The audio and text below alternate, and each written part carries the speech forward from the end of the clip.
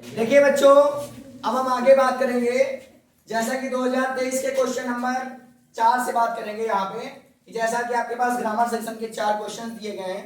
मैं इन ग्रामर के चारों क्वेश्चंस को आपको करके दिखाऊंगा कैसे आप इसको आसानी से कर पाएंगे और देखिए कितनी जल्दी से आप इन वाक्यों को कर पाएंगे। और ऐसा नहीं कि इन्हीं वाक्यों को करेंगे, आगे इस तरह के जितने भी वाक्य हमारे पास आएंगे उनको हम इसी तरह से एक बार में उनको चुटकियों में करके दिखाएंगे। कैसे करेंगे देखते हैं। जैसे देखिए पहला वाक्य हमारे पास 4 नंबर में दिया गया है, हिज फ्रेंड, आगे आपके दिया है space before he reach there. ऐसा वाक्य आपके पास दिया जा रहा है तो आप क्या करेंगे बच्चों, मैंने कहा था बच्चों जब भी आपके पास वाक्य में बिफोर या आफ्टर आ जाए, क्या देखना है आपको, वाक्य में बिफोर आ जाता है या आफ्टर आ जाता है तो आपको एक काम देखना है। यदि वाक्य में बिफोर आया हुआ है तो आपको मैंने कहा बच्चों आपका जो आगे वाला वाक्य है वो सदैव पास्ट परफेक्ट में बनने वाला है। क्या में बनेगा, पास्ट परफेक्ट।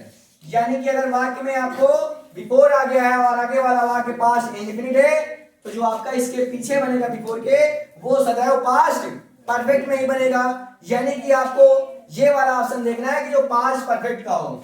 अब आप देख रहे हैं गोज, अब गोज तो आपको पता है कि ये प्रेजेंट इंडेफिनिट का बच्चों है, इसलिए ये वाला ऑप्शन बिल्कुल गलत है हमारे पास। उसके बाद दूसरे ऑप्शन पे आते हैं, वेंट लिखा हुआ है तो बच्चों आपको ये भी पता है वेंट आपकी सेकेंड फॉर्म है, ये भी आपकी परफेक्ट टेंस में नहीं आ सकती है क्योंकि हम जानते हैं अच्छे से कि परफेक्ट टेंस की जब बात होती है तो हमेशा वर्ब की थर्ड फॉर्म की बात जरूर की जाएगी।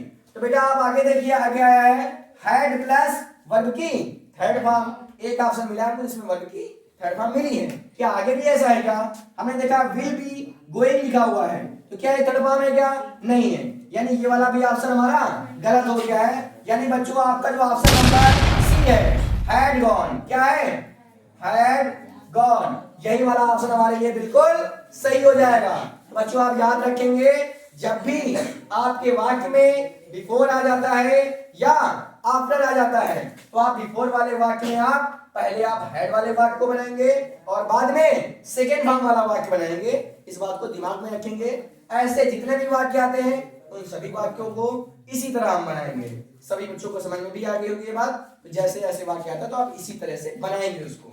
आगे बच्चों अगर बात की जाए क्वेश्चन नंबर 5 की, क्या करा है क्वेश्चन नंबर 5, तो बच्चों लिखा हुआ है if you do not want anything more you are, यानी बताना है कि आपको वो कौन है।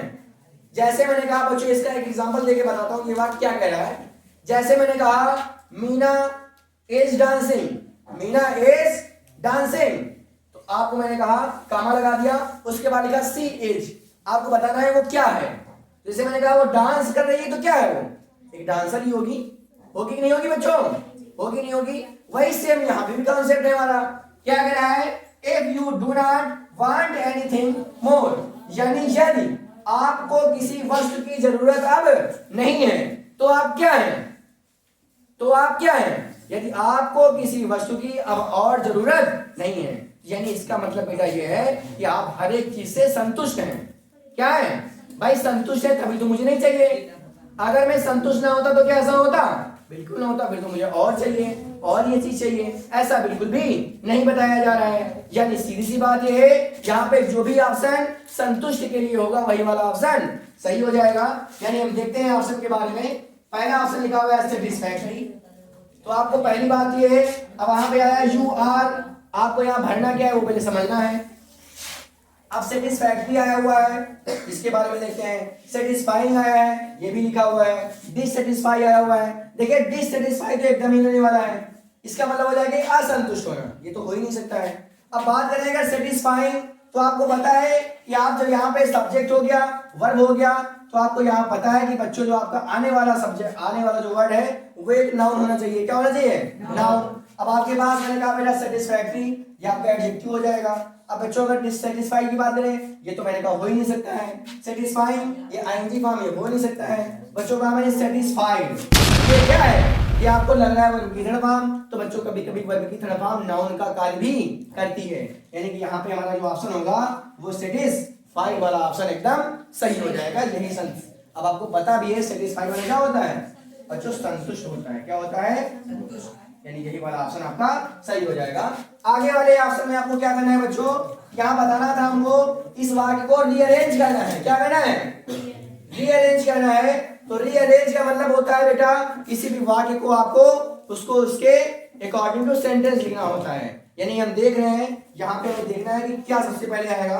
मैंने कहा बच्चों पर कोई भी अगर असर्टिव सेंटेंस है तो असर्टिव सेंटेंस का स्ट्रक्चर क्या होता है, सबसे पहले उस वाक्य का आता है सब्जेक्ट, उसके बाद बच्चों आती है उसकी वर्ब, उसके बाद बेटा आता है आपका ऑब्जेक्ट, और उसके बाद जो होता है अदर वर्ड आता है, जो भी होगा उसके बाद आएगा। इस सीक्वेंस में हर एक वाक्य होगा असर्टिव है। तो देखते हैं यहाँ बच्चों क्या करेंगे। सबसे पहले इस वाक्य में ढूंढेंगे सब्जेक्ट। मैंने कहा बेटा सब्जेक्ट केवल दो ही लोग हो सकते हैं, या तो कोई नाउन होगा या तो कोई प्रोनाउन होगा। देखते हैं कौन कौन लोग हैं। बेटा पहले ही नंबर मिला मुझे सी, और सी एक प्रोनाउन है, मतलब कि सब्जेक्ट हो सकता है। ए मनी, मैंने कहा धन, ये भी नाउन हो सकता है, नाउन है, सब्जेक्ट हो सकता है। आप मैंने कहा ये तो हो नहीं सकता है, बार एक वर्ब है आपकी, हैज एक हेल्पिंग वर्ब है, देम भी प्रोनाउन है, लेकिन ये ऑब्जेक्टिव केस का है, इसलिए ये वाला भी नहीं हो सकता है। फ्रॉम आपका प्रीपोजिशन है, ये वाला भी नहीं हो सकता है। तो बात कर रहे हैं सी और मनी की, तो बेटा हम वरीता देंगे जो आपका मेन प्रोनाउन आया हुआ है, यानी कि आप क्या बताओगे, सी आने वाला है। अब जब आपका बेटा सी हो गया है तो सी के बाद आपका बेटा क्या आएगा, अब सब्जेक्ट की बात क्या आती है, मैंने बताया वर्ब आती है। अब बेटा यहाँ पे वर्ब दो प्रकार की आ रही हैं, एक हेल्पिंग वर्ब है, एक मेन वर्ब है। तो जब आपके पास दोनों बातें बताई जाए, हेल्पिंग वर्ब भी दिया गया है, मेन वर्ब भी दिया गया है, तो आपको पहले क्या लगाना होता है, हेल्पिंग वर्ब लगाना होता है। बच्चों हेल्पिंग वर्ब कौन सी है, इसमें हैज हो जाएगा। इतना आया कि नहीं आया, हैज हो गया। अब मैंने कहा बेटा मेन वर्ब कौन सी है, हाँ बिल्कुल हमारे पास क्या लिखा गया है, बारोड, यानी कि बेटा जो आपका बारोड है ये क्या है, आपकी मेन वर्ब हो गई है। उसके बाद बेटा मैंने कहा आपके पास ऑब्जेक्ट क्या है। अब मैंने कहा मैंने क्या लिया है, क्या उधार लिया है, मैंने बेटा धन लिया है। कितना लिया है, बहुत सारा लिया है, जिसको आप एक साथ लिखिए, मैंने a lot of money हो जाएगा। यानी बच्चों ने क्या देखा, she has borrowed a lot of money, उसने बहुत सारा धन उधार लिया है। किससे, ये भी बताया गया है, from them, उनसे, from them। यानी क्या करेंगे आप इनको सबसे पीछे लाएंगे, क्योंकि मैंने कहा ये भी ऐसे भी ऑब्जेक्टिव केस है तो ऑब्जेक्ट की जगह पर ही आएगा। यानी हो गया she has borrowed a lot of money from them। बिल्कुल समझ में आ गया आप सभी के, कोई आपको कंफ्यूजन तो नहीं है बच्चों। आगे समझते हैं इस बारे में और क्या दिया गया है। बच्चों अगला क्वेश्चन कहा जा रहा है मिस स्पेल्ड बताना है। इन आपको 4 ऑप्शंस दिए गए हैं, उन 4 ऑप्शन में से आपको बच्चों ये बताना है कि इसमें से कौन सी मीनिंग गलत दी गई है। आपको यही देखना है कि कौन सी मीनिंग गलत दी गई है। इधर देखेंगे सभी बच्चे, ध्यान देखेंगे इधर। जैसे पहली में लिखा है इम्पोर्टेंट, क्या लिखा हुआ है, इम्पोर्टेंट, लेकिन मुझे लग रहा है कि जहां तक हम लोगों ने पढ़ा है वो इम्पोर्टेंट की मीनिंग क्या होती है, IMPORTANT। इम्पोर्टेंट मतलब बेटा होता क्या है, बेटा आप याद रखेंगे महत्वपूर्ण होता है। क्या होता है, महत्वपूर्ण होता है। यानी सीधी सी बात यह है, हमारा जो पहला ऑप्शन है मुझे लग रहा है शायद वही वाला ऑप्शन बिल्कुल गलत दिया गया है, यानी वही वाला ऑप्शन आपका गलत हो गया। अच्छा आगे की बात करते हैं, इंपॉर्टेंस ये तो आपको बिल्कुल सही लिखा हुआ है। आगे बात करें इम्पॉसिबल, ये भी आपका बिल्कुल सही लिखा गया है। आगे बात करें इम्पैक्ट, ये भी आपका बिल्कुल सही वाक्य लिखा हुआ है, सही वर्ड लिखा हुआ है, यानी कि ऑप्शन नंबर ए आपका सही हो जाएगा इसमें। आगे बात करें अगर आगे क्या लिया गया है तो समझते हैं थोड़ा सा। लिखा हुआ है बच्चों fruits were distributed space those 5 boys. तो मैं आपको थोड़ा समझाता हूँ यहाँ पे, इसको समझने पड़े थोड़ा इधर समझिए जरा। एक वर्ड आपके पास है बिटवीन, क्या है, और बेटा एक वर्ड है आपके पास एमंग। एक आपके पास बिटवीन है और एक एमंग दिया गया है। अब इन दोनों में आपको समझना है कि इसका प्रयोग कहाँ करना है और इसका प्रयोग कहाँ करना है। तो बच्चों जब किसी भी वस्तु को 2 लोगों में डिस्ट्रीब्यूट किया जाता है, किसी भी वस्तु को जब 2 लोगों में डिस्ट्रीब्यूट किया जाए, 2 लोगों में बांटा जाए, तो वो आप वहां पे किस प्रीपोजिशन का प्रयोग करोगे, तो बच्चा बिटवीन का प्रयोग करेंगे। किसके लिए करेंगे, बिटवीन के लिए करेंगे। और कब करेंगे, जब 2 लोगों की बात होगी तो किसका प्रयोग करेंगे, बिटवीन का प्रयोग करेंगे। अच्छा बेटा एमंग का प्रयोग कहाँ करोगे, तो बच्चों जब 2 लोगों से ज्यादा लोगों की बात की जाए तब आप क्या करेंगे, एमंग का प्रयोग करेंगे। यानी कि आप यहाँ क्या लिखेंगे, जब 2 से अधिक लोगों की बेटा बात की जाएगी तब आप क्या करेंगे, एमंग का प्रयोग करेंगे। क्या समझते हैं जरा इस बात को। यहाँ कहा गया फ्रूट्स वेयर डिस्ट्रीब्यूटेड अब यहाँ मैंने कहा दोज 5 बॉयज, यानी कि 5 बच्चों में बांटना है। तो बच्चों अगर 5 बच्चों में बांटना है तो क्या लगाऊंगा, क्या लगाऊंगा, एमंग, यानी कि जो भी आपका ऑप्शन एमंग है वही वाला सही हो जाएगा। मेरी बात समझ में आई कि नहीं आई? यानी एमंग और बिटवीन कहाँ लगाना है पता चला। अच्छा, आपको मैंने आपका 2 ऑप्शन और दिए गए, इनके बारे में थोड़ा जानकारी हासिल करते हैं।